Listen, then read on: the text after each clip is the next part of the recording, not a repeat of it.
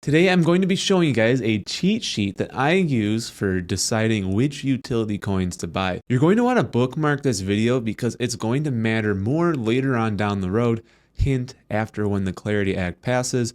But in general, what I'm going to be showing you guys is the ISO 20022 approved coins list, and there's going to be more coins that get added to the future, which is why I recommend that you save this video or bookmark it. That way you know how to find this information down the road because there probably will be more tokens that get added to this list. In general, anything you see on this list is more than likely a good buy. Now, I'm not a licensed professional, nor am I a financial advisor, so everything on this channel is purely my opinion. It's entertainment only. Do your own research before deciding what to buy, but with that said, let's dive straight into it. And by the way, before we get to the charts, I just want to say, I saved the explanation for ISO 20022 for the second half of the video. I know you guys want that red meat, so I'm just going to show you the tokens up front, then we'll get to the more nitty-gritty details in the second half of the video.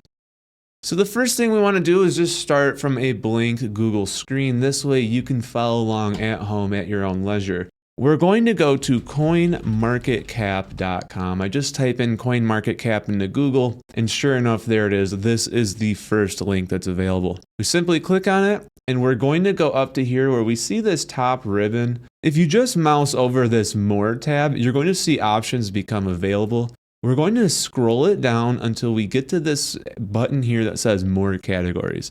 Simply going to click on it, and there we go. We're up to a new screen with all kinds of different categories.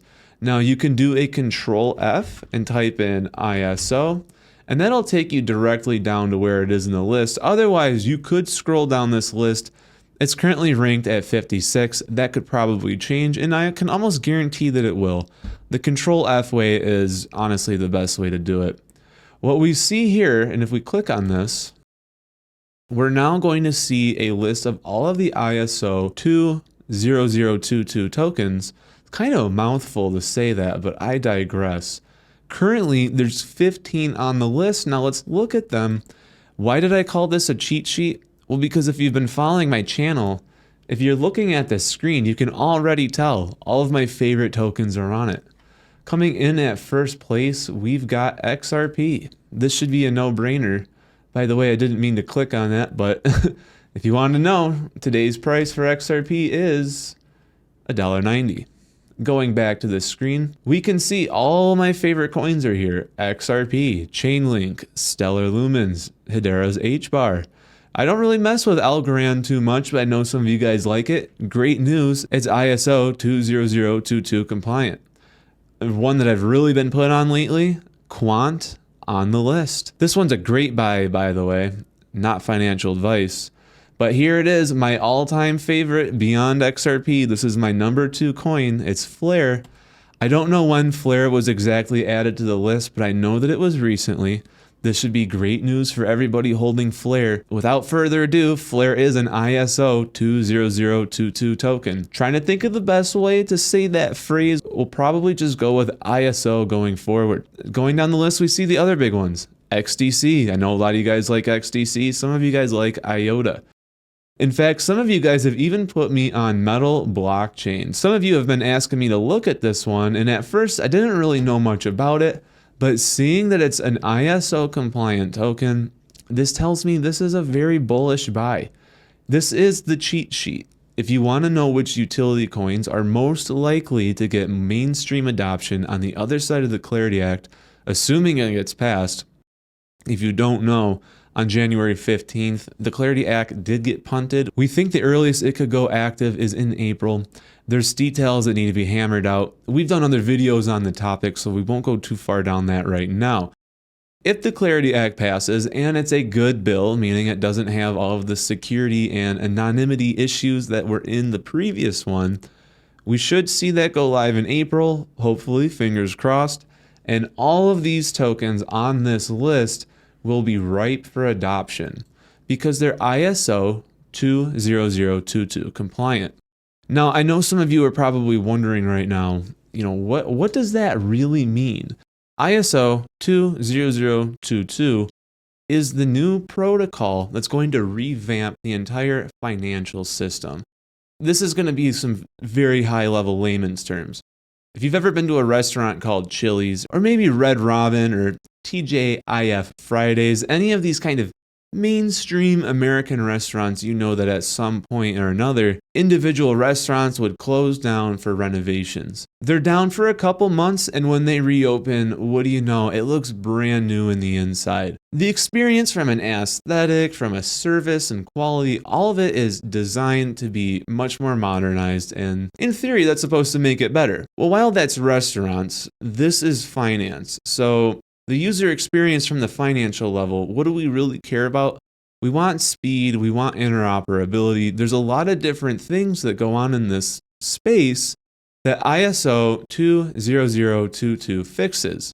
In the old system, which is SWIFT, SWIFT, it is an acronym. If you wanted to know what that acronym was, this is what it is. I just Googled it.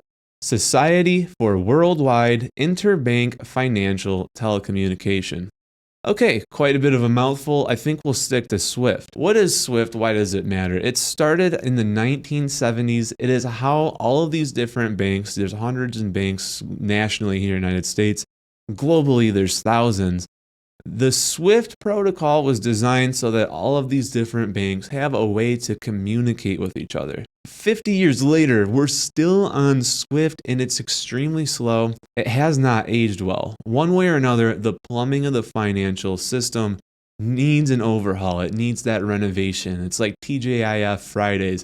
You got to get rid of the 90s aesthetic and bring it forward into the 2025 era. That's kind of what's going on here, layman's terms, keeping it simple.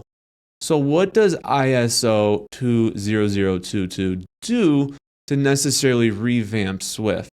Well, think of ISO, and we're just going to call it ISO because it's such a mouthful, but think of ISO like a shipping label. So if you're using UPS or FedEx, you get a package or you send out a package, you have to put a shipping label on it. This shipping label has all kinds of information. The sender, the receiver, the addresses of both. In this case, in ISO, it's going to say what's in the package, how much does the package weigh, what are the dimensions of the boxes. This is something that ISO 20022 solves. So it's not necessarily that you're executing or sending things with ISO, it's more like a rule system. And tokens that make this list means that they went through the regulatory process to actually meet the criteria to be ISO compliant. And so this is what's going to allow a lot of the cryptocurrencies in this space to integrate with SWIFT, namely XRP. Everybody knows that one, but there's other coins in here that are also going to be used at scale. I think of the crypto space similar to how you would with a football team. Personally, I think XRP is the quarterback. Without XRP, a lot of these other coins don't move. But you've got Flare, which is going to be the leader of DeFi. You've got Quant, which is going to be the leader of interoperability. By the way, Quant isn't even a blockchain token. It's actually an operating system that all the blockchain tokens can run on. So keeping this one high level, you could almost think of Quant as like your offensive coordinator. He designs the plays, tells the players, we're going to run this route, we're going to do this, and all the coins run and do their thing. And if that analogy didn't work out with you, I'll just keep it even more simple. All of these different blockchains run on their own ledger system, which at surface value, they don't interact with each other. They don't talk to each other. They're siloed off. What Quant has done is created the overledger system. It's an operating system. Your Quant tokens are actually an access key that gets you access to the overledger. And if you're a bank or a large institution, if you got clients all over the place, I got one client over here loves HBAR, gotta use the hash graph. We got someone over here, XRPL, they love XRP, gotta use the XRPL. Well, in a normal situation, if you didn't have integration, that bank or institution would have to have a user ID or an end user system or a user experience, UX. They'd have to be able to get into the hash graph ledger, they'd have to get into the XRPL ledger. Very slow, very frustrating to work with. What Overledger has done has created an operating system that you can access and send data from each of these different blockchains, all from one single point of use. That's what Quant does. That's why I'm so excited about this token. Then there's Flare. Flare as the DeFi king in crypto. You guys already know that if you've been watching my channel. I'm so bullish on Flare. Keeping this one also surface level. If you have enough Flare and it's staked or wrapped and delegated, there's options. We'll cover those in other videos. You can use that to replicate essentially what I call a real estate portfolio so that you're going to get passive income from your tokens purely by participating in DeFi. Then you've got HBAR. HBAR is great with AI integration. A lot of tech companies are partnering up with HBAR. So many great things to say about that. There's other coins on this list that do other things. Stellar Lumen is going to be more peer-to-peer. XDC is going to be more national bank to national bank. There's all these different things that are moving in tandem with each other. So like the football analogy, you have all these utility tokens, and I'll share my screen again just so that you can see them. You see this list of tokens, they actually complement each other. They're not necessarily in competition. They do different things. Even if you are an XRP maxi, which I tend to kind of consider myself one, there's still very good reason to want to have some Quant, to want to have some Flare, some XDC, HBAR, Chainlink. If you wanted to, and this is actually an interesting idea, you could make your own index fund, call it the ISO fund, and just buy every single token that's on this list in a proportion that you thought was logical. Like obviously you're going to want more XRP than some of these other tokens. That could be a way to really flesh out a very well-rounded portfolio.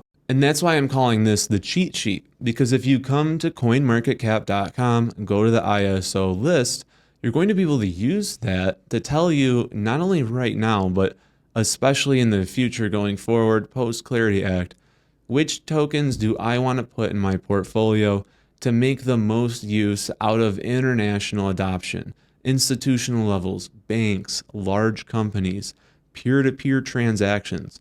All of this is in the same soup. And if you have the ISO tokens, you're going to do very well. Notice though, that there are some tokens not on the list. And again, I'm going to share my screen. You see, it's not always about what's on the list, but sometimes it's about what's not on the list. Some very major tokens that we all know about are not on here. There's no Bitcoin, there's no Binance Coin, there's no Ethereum, there's no Solana, there's no Dogecoin, there's no Shiba Inu. Notice how a lot of these tokens that are very mainstream, well known by a lot of people, not actually on this list. To me, that's kind of telling. Why is it that all of these tokens are ISO compliant, but then the major tokens that are kind of spread around social media and the most talked about tokens, they're not on the list? I'm not making heads or tails out of that, but it's definitely something I'm asking myself. Why is it that the coins with the most ISO compliance seem to be generating the least amount of social media traffic? It does make me wonder, and again, this is just conjecture, but if maybe the institutions don't actually want you buying these tokens so that they can hoard them themselves. Just a theory of mine, unsubstantiated, take that for what you will. I'm certainly no fortune teller, and I don't know what specific prices of specific tokens are going to be in any point in the future. I do, however, believe that this ISO list will position myself and others that follow it to do extraordinarily well within the next 5 years. I would imagine that some of the coins that are not on this list will concede some of their market cap to the coins that are. Again, that's just my opinion, unsubstantiated. Take that for what it is. I reserve the right to be wrong about that. However, I don't think that I will be. So I hope that you guys enjoyed this. Bookmark this video because it shows you how to get back to this exact screen. I think it's going to be a major player in the crypto ecosystem going forward. As always, if you made it to the end of the video, make sure to like the video itself, subscribe to the channel if you have not already. I want to hear from you guys. Do you agree with this list? Do you not agree with it? What coins do you think should be on here but aren't? Does any of this concern you? What do you guys think? And as always, if you especially liked this video, the number one thing you can do to help me grow my channel is to actually share it. It's the one thing YouTube really looks for when deciding which channel to give an algo boost, and that's because a video share means more eyeballs on the video. With that, if you really enjoyed this, join us Monday through Friday at 11 a.m. to 1 p.m. We do a 2-hour live session where we cover all of the market updates. Even if you can't attend the live session, join the playbacks. We cover all of the daily news going on in the crypto space and mix a little bit in with geopolitics as well. These things are all interrelated, so it's smart for us to be well-rounded and know what's going on in the world. So I'm going to leave this one here. I appreciate you guys watching the video, and I'll see you in the next one. Take care.